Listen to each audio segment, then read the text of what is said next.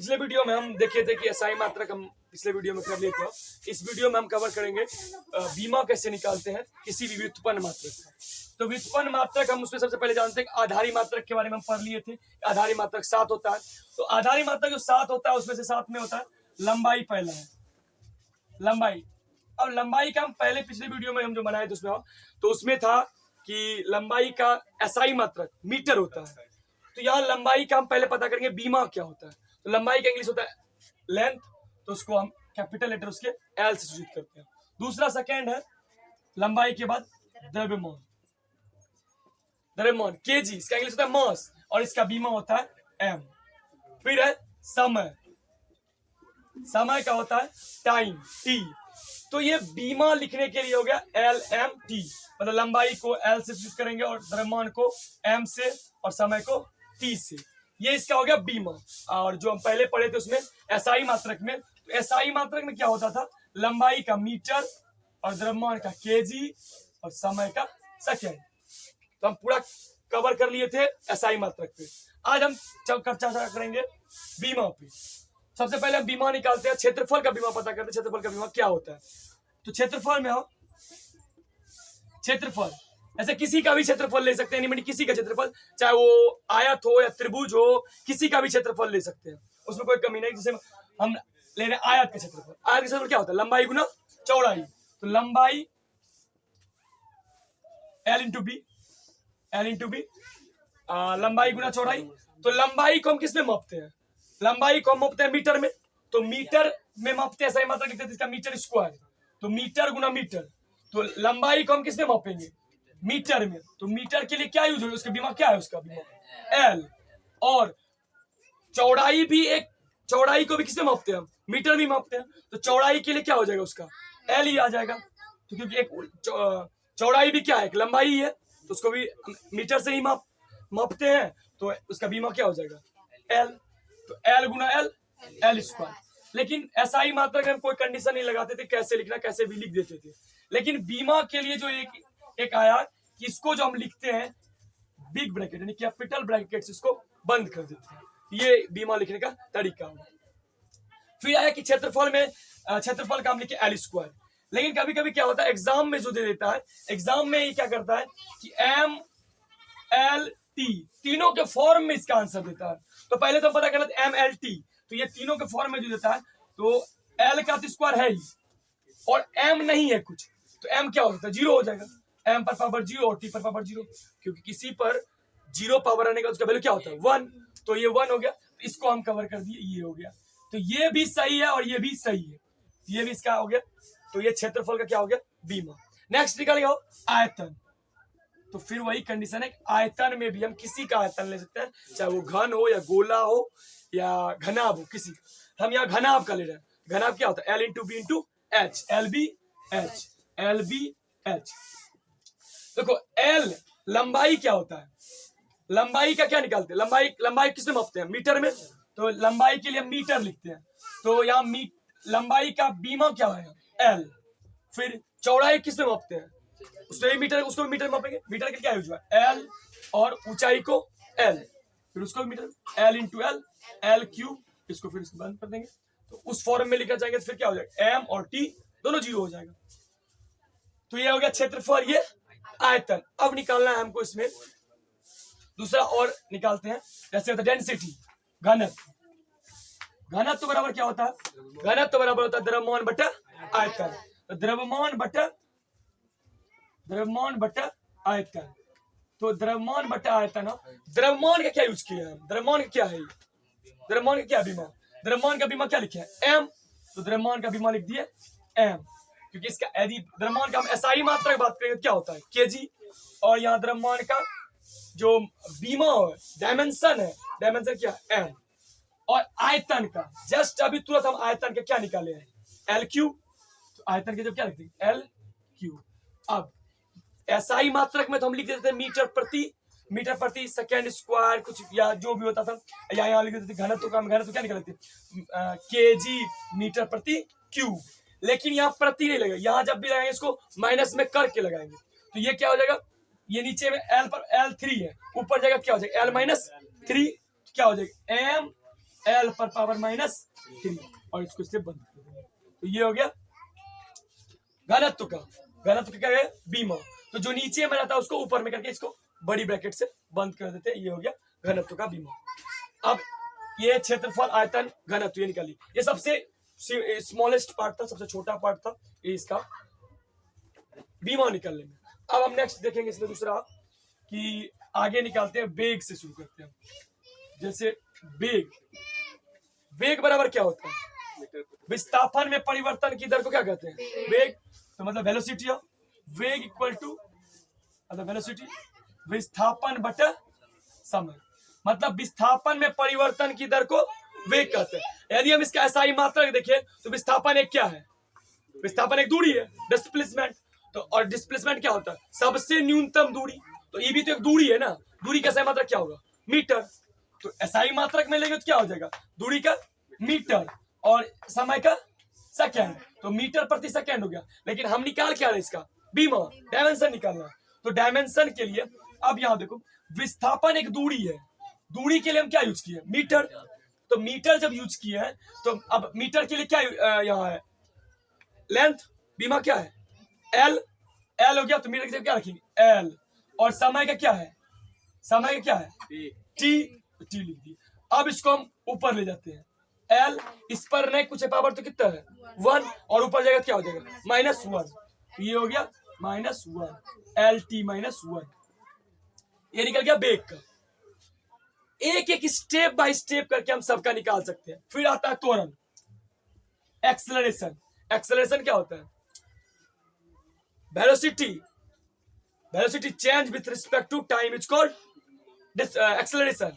Acceleration क्या होता है? वेग में परिवर्तन। वेग में परिवर्तन की दर को क्या कहते हैं? त्वरण। तो मतलब वेग में परिवर्तन, जब भी परिवर्तन होता है तो किसके साथ होता है?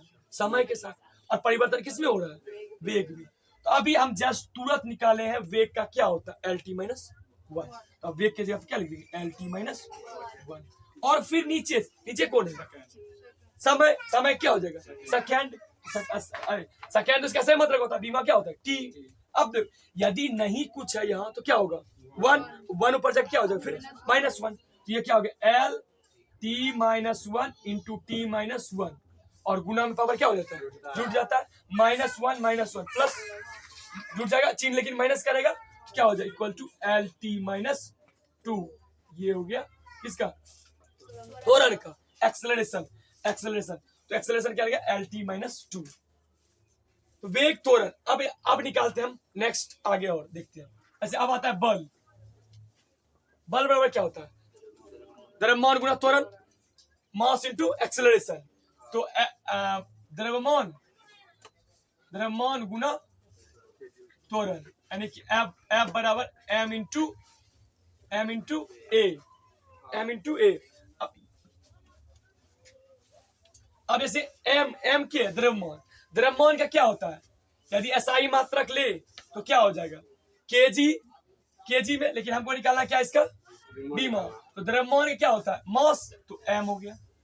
अब लिखना है हमको त्वरण का। त्वरण का क्या हो जाएगा? त्वरण का हो जाएगा LT -2। त्वरण क्या हो जाएगा? LT -2। टोटल मिला के क्या हो गया? MLT -2। ये हो गया बल का। और इसको इसमें बदल देंगे तो फिर क्या हो गया? बल का SI मात्रक MLT -2। ठीक है। अब देखो, जब बल निकाल लिए तो अब फिर किसका निकालेंगे हम? एक एक करके इसी तरह निकालेंगे हम। तो इसमें क्या करना है हमको कि तीन को का याद रखना है। पहला कौन? एक तो वेग, एक वेग का याद रख लीजिए। इसका वेग का क्या होता है? अभी जस्ट निकाले LT -1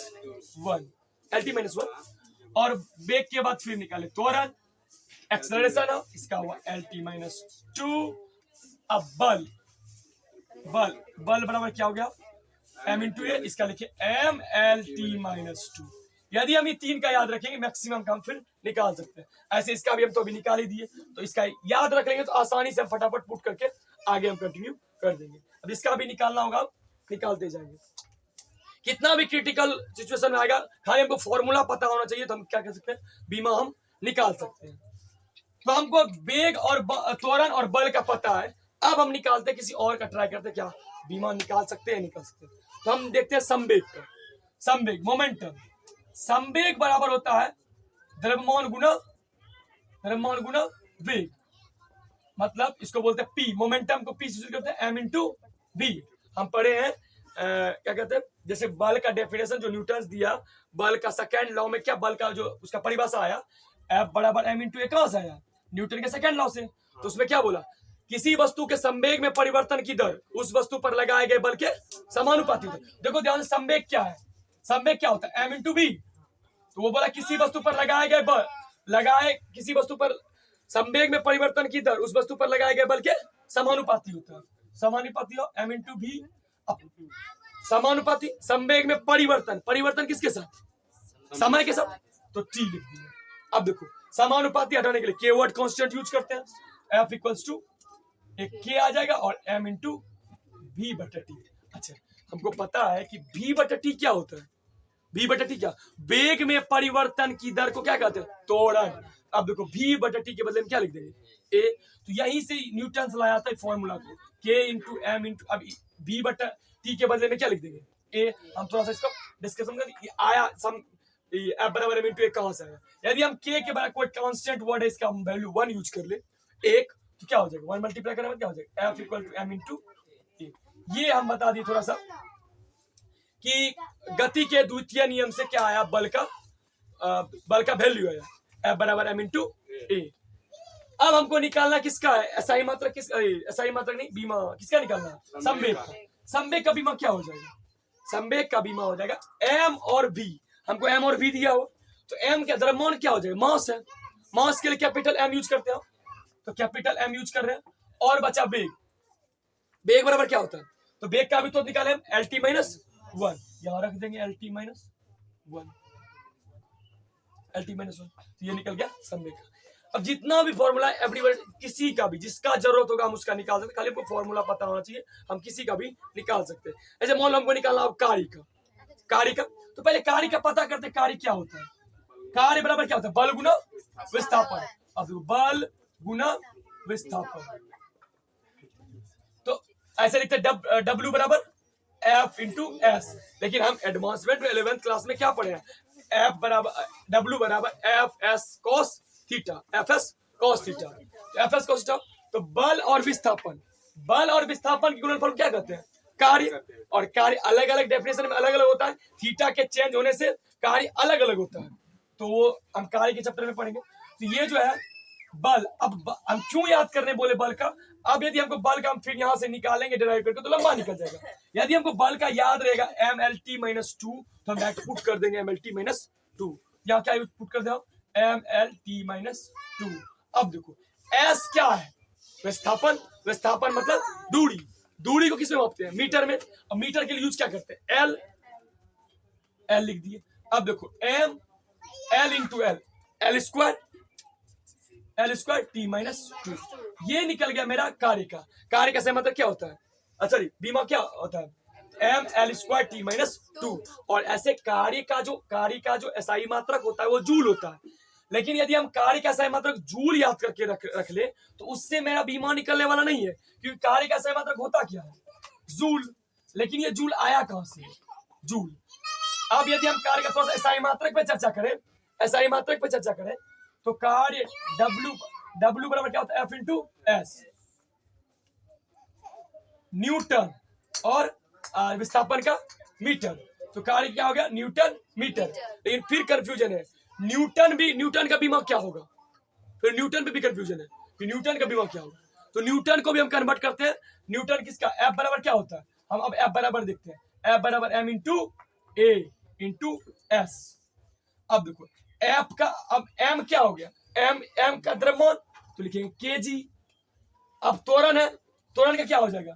मीटर प्रति सेकंड, मीटर प्रति सेकंड स्क्वायर, और इंटू में क्या है फिर यहाँ? ऐसा विस्थापन है, उसका क्या हो जाएगा? मीटर।